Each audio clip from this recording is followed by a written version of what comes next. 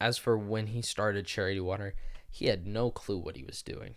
At the time, he was living on his brothers. Sorry, not his brothers. He was living on his best friend's couch, the one that he was a nightclub promoter with. And him and Lonnie, a woman that he was working with during Mercy ships, he was able to convince to come help him. And they spent hours and hours working 100-hour weeks working on trying to get this charity off the off ground.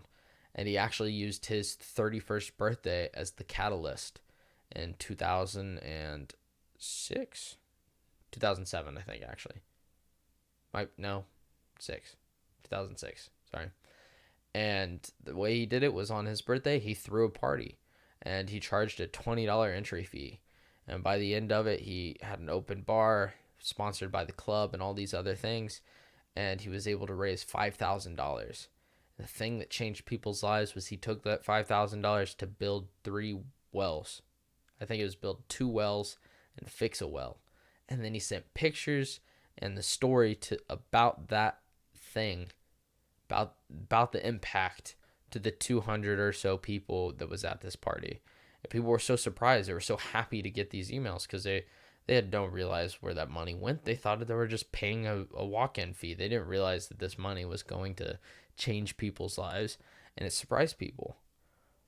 And it was when he started that he set 3 pillars for the charity that would it ended up becoming the foundations for the charity and how it's ran today.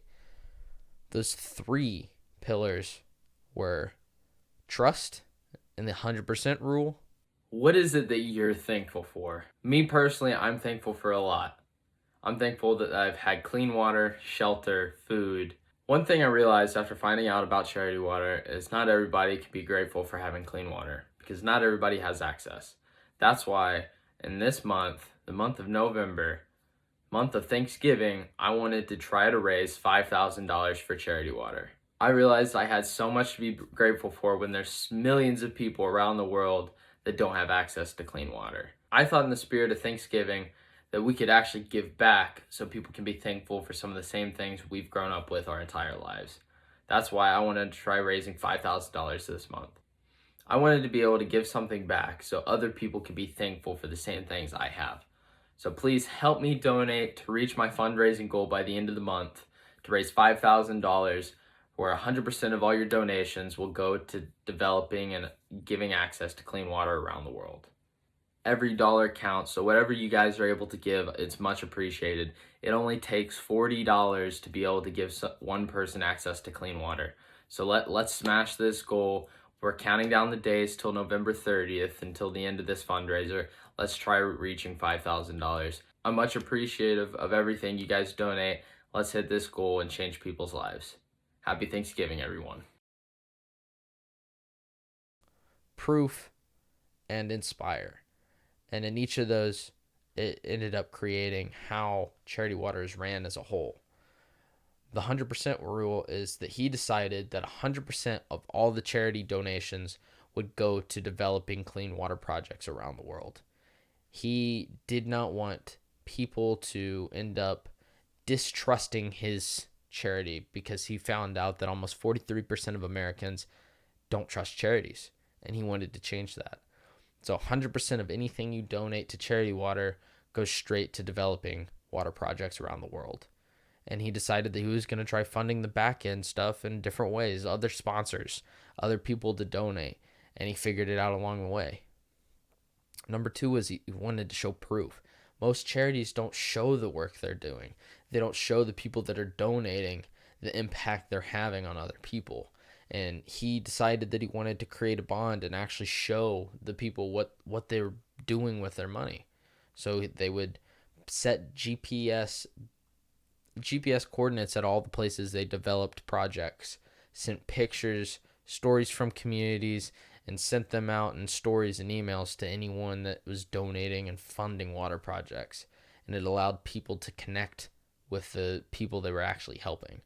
Not only that, but he wanted to inspire. He got tired of seeing the guilt-tripped commercials of people with kids in Africa starving. And he's like, it works. It really does. And guilt-tripping people will get money. But he's like, I don't want that. He's like, I want to inspire people to make a difference. I want to inspire people to change people's lives. I want to inspire people to donate, to hopefully donate more often than once. He wanted people to change the world. He wanted people to realize the big issue that the water crisis really is. And he wanted to change people's perspectives on the whole situation. And when it comes to starting a new charity, it was not easy for him. Throughout their, now it would be 15 years, 15 years, they had a lot of issues. And in the early stages, the 100% rule ended up being very challenging for them. They actually became very close to bankrupt, and for almost over a year, they were on the brink of shutting down the company. They were raising money. They were doing amazing. But on the back end, he was struggling to pay expenses. He was struggling to pay payroll. Slowly but surely, the company definitely grew. Within the first year, that they were able to raise $1.8 million to clean water. And that's amazing. For a first year of a nonprofit, $1.8 million raised is absolutely ridiculous. And people believe that they caught a lot of breaks early on. And he's like, well, you also got to realize that I got a lot of no's. He's like, I asked so many people that when those yeses came up, they had an amazing impact on their company. And they had a lot of issues. And he actually struck gold when he happened to, in the 2000s, email many tech leaders. He emailed Mark Zuckerberg, Bill Gates. I don't know if he said Elon Musk, but he emailed a bunch of people. And one of the people he happened to email was the CEO and creator of Bebo, which is a networking app in Britain at the time. And that year, that man and his wife sold the company for $850 million. And the man ended up emailing him back and wanted an interview. So he pitched him for 45 minutes. One of the first things the guy told him was he didn't trust charities. So Scott had to try pitching him and changing his mind. It took him quite some time. And then one night he got a text message from him and said, hey, I just wired some money. Hope your bank details were correct. Let me know if there's any issues. Scott ended up opening his bank account for the company, and he saw a pending $1 million into their account. He freaked out because at that point he said he had $113 in the expense account, and he was worried that they were going to have to close their doors. They had $81,000 sitting in their water fund, but he wasn't going to take a single penny out of that because it would go against all his morals. He ended up calling everyone he knew. He called his mom. He called the girls and people that was working with him. He called business partners to tell them the great news, and he couldn't believe it. He had not realized how much stress he had been carrying on him as he was trying to run this charity, and the stress it was taking on him to basically try keeping the doors open.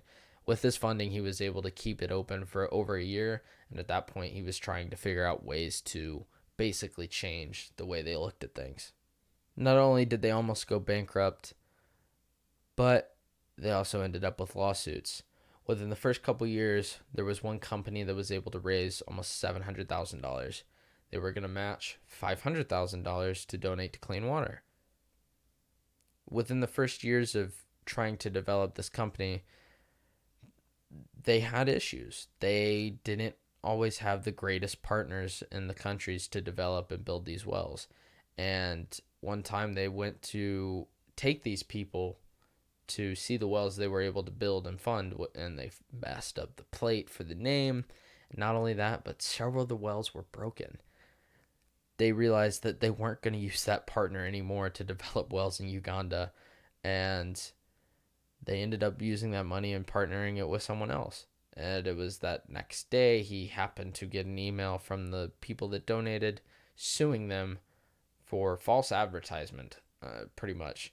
Well, it was a basket full of lawsuits basically saying that they did not say what they were going to do, and he got very worried. Good enough, he talked to his attorney, and his attorney said, you're a nonprofit. You don't got to make promises and keep what you do with the money because there's no set contract when people donate. even then, they had to mediate for almost a year, and it took an amazing toll on him. He actually got the courage to send an email out to all his people on the board, people that donated, and let them know what was going on, that they had been dealing with a lawsuit for almost over a year and they were struggling to get through. At one point, they had to mediate, went to a federal judge, and the judge said, "Why are you guys here?" Sent them to a judge and said, "You will figure this out today." He ended up signing a contract to actually give $1 million to a different charity to get this lawsuit swept under the rug and closed. He was tired of all the BS and he wanted it to be finished. Not only that, but he almost got burnt out. It was on his 9th year, he almost wanted to quit as CEO, even though every year they had almost exponentially grown their company. From 2007, they had $1.8 million donated. To 2008, they had 6.3.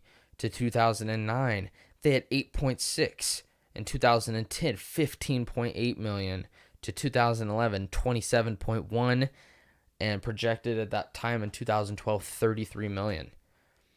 And on this 9th year, they actually went backwards, and it hurt him. And he actually was almost burnt out and wanted to hire another CEO and was almost tired of it, said he was not good enough. When one day he was on the phone with his dad, and he's like, "Did you break your morals as a company? Did you not do what you set out to do? Did you fail as a CEO? Did you help people? Did you create more wells? Did you optimize your company?" He's like, "You got to look at other things than just the amount of money you raised." He's like, "You were able to do amazing things, so don't look at it just in the numbers." And that's one thing he had to realize, and Scott completely changed his perspective on how he looked at what the charity did, and he was able to realize that they've had such an amazing impact over the last year, and that he's not a failure. He's just learning, and there's stuff he's still figuring out. There's stuff that CEOs don't do for a long time, and he realized, why am I trying to give up on something when I'm almost at the 10-year mark? He's like, I've almost made it to 10 years. Why am I going to quit now?